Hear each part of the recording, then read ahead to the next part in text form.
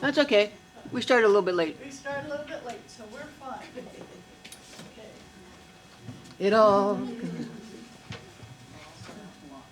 for it, Corky. I said, go for it. Well, Jesus was born on December 25th, or at least that's when we celebrate his birth. And I want to tell you that the Bible book of Luke, which is the book that we rely on at Christmas time for celebration, was written 80 years after the death of Jesus. Okay, if you go back 80 years, that's the middle of the Depression for us. So if I were to write a book on the middle of the Depression, I would do a lot of research. So Luke was a doctor, and he undoubtedly relied on research and stories and tales and newspaper clippings, if that's what they had then. Sure. And Siri. Yeah. Who might have sent him to Your local marijuana dispensary. But the story is that he was born in a manger, that there were shepherds in the fields, that the angels of the Lord came down and said, there is a babe who will bring peace on earth, goodwill to men, and peace among men. So Jesus' mission, if you want to call it that, when he was born, to bring peace among men.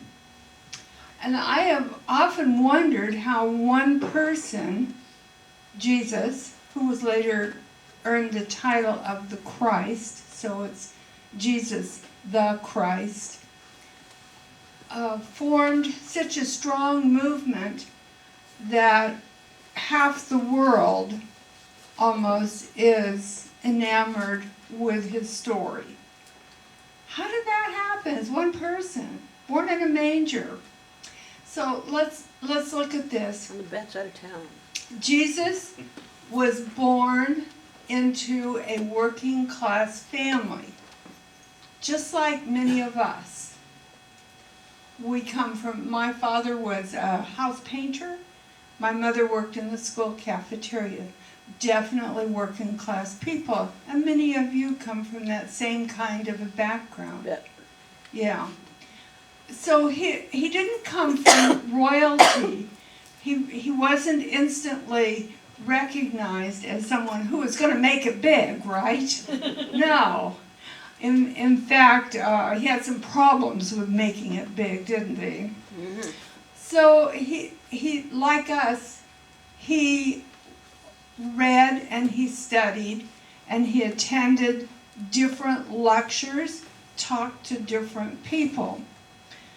And you know, we did a lot of that too during our spiritual studies. I'd tell my husband I'm going to church today, and he was prone to say, so which church is it now? And many of us have traveled through many churches and many philosophies to get to this point. Mm-hmm. So Jesus studied with the rabbis and with the traditional Jewish people, ministers, rabbis, people that led services were big in there. But he did something else. He studied with mystics. And you see, many of us have done the same thing, gone through the same journey. I know that I studied the Bible. I went to Bible study. How many of you went to Bible study at one time in your life? Yeah, see? So we explored the traditional methods, and we came to the realization that we needed to look into the mystical part of the spiritual studies. So there's that combination. And then Jesus went off from the age of 15 to 30. Nobody knows where he was. I do. Yeah. Well, there are different stories, and I'm eager to hear April's story sometime. Well, the Aquarian Gospel by Levi says a lot about where he was. That's absolutely true, and I did read that. And if you want to know one theory, that's it. Okay, so he may have gone to Egypt, but he was studying with mystics, and then suddenly he appeared. So he, as a minister, now he's a minister, he's a teacher, and he's out talking to people. Now, did he graduate from Harvard Theological Seminary? No. No, he did not come from the traditional way of becoming a minister, and neither did we. You know, we didn't study with the Harvard Theological School. We don't have a degree in, most of us. Does anyone have a degree in theology here? Yeah, oh, April does. Okay, good. We have one. And you do? What's your name? Colleen does, okay. So there's a few of us. But so he starts teaching, and then he gathers together his following. And who are they? Fishermen. Fishermen. This is not the elite crowd, right? This is not the educated crowd. He has a bunch of fishermen. He has a tax collector, and of course Mary Magdalene, who was reported to be a prostitute. Okay, so it's kind of a band of people that were not the top of society, shall we say. But they believed in him and followed him. And so he was inclusive. He said, believe in me, follow me, and we'll figure this out. Follow me and we'll figure this out. And so then he was giving sermons, and he gave sermons to everybody on the shore of Galilee. He spoke to everybody. He didn't say only the fishermen come, or only the Jews come, or only this group, or only that group. He was inclusive.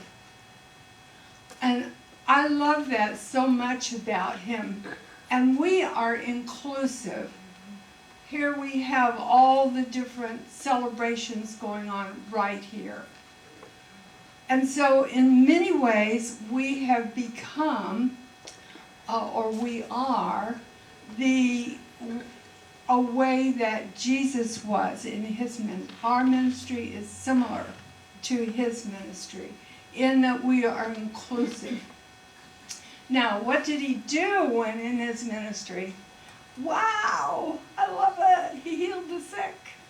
He made the blind to see, and he healed from a distance. Do you remember when he healed the son of the soldier?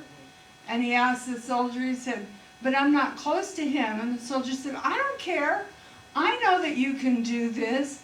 We do distant healing. We do healing. We do prayers. We do all kinds of things that like he did.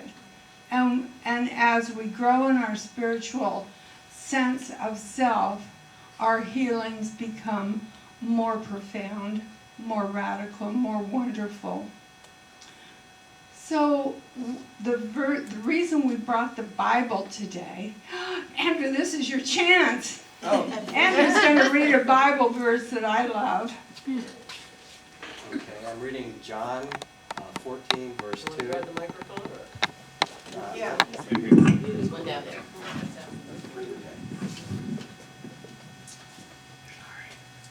This is John 14, verse 2. In my Father's house are many rooms. If it were not so, would I have told you that I go to prepare a place for you? So that verse is so profound. And there are several places in the Bible. There's a verse similar to that in Matthew that talks about, in my Father's house there are many mansions, and I go to prepare a place for you. Okay, what does this mean? The way I interpreted this is, y'all come. Y'all come. There's a space for all of you. The Jews can come to this mansion. We welcome you. The Muslims can come to this mansion. the Druids, the Yule log people. Pagans can come. You know, the Catholics can come, whoever. Y'all come. That's what I hear him say. And this is the message that we also bring as a member of the Spiritualist Church, in that y'all come. It's all available. It's so wonderful and such a place to be a part of, especially in this Christmas season where there's so many celebrations. And Christ as the essence of the magnificence of what human beings can be is celebrated. And that's how and why Christmas and why Christ became such an influential person and is followed by so much of the world. He, to me, represents the essence of the magnificence that is possible in each of us. He is the way shower. He showed us the way. So as you go through this Christmas season, I invite you to explore the ways that your magnificence shows up and celebrate that magnificence within you.